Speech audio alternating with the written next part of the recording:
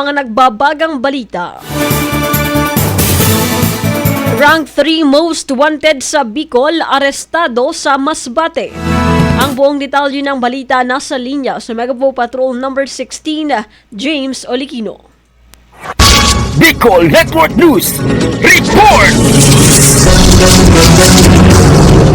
Naaresto ng Police Provincial Office 5 ang rank 3 most wanted person sa rehiyon ng Bicol sa ikinasang warrant of arrest operation kahapon ikalima sa buwan ng Pebrero taong 2025. Kaugnay nito, ang operasyon na isinagawa dakong alas 10:10 ng umaga ay pinangunahan ng mga tauhan ng Aroroy Municipal Police Station sa koordinasyon ng 1st Provincial Mobile Force Company at ng Masbate Police Provincial Office na siyang nagpresenta ng warrant of arrest laban sa suspect na kinilalang si alias Naldo sa Barangay Sawang, Aroroy, Masbate. Samantala naharap ang suspect sa kasong murder, isang non-bailable offense at kasunod ng pag-aresto ay agad itong dinala sa Aroroy MPS para sa tamang dokumentasyon at legal na paglilitis. Para sa Bicol Network News, ito si Megawa Patrol numero 16, James Olikino, tatak tunay na serbisyo.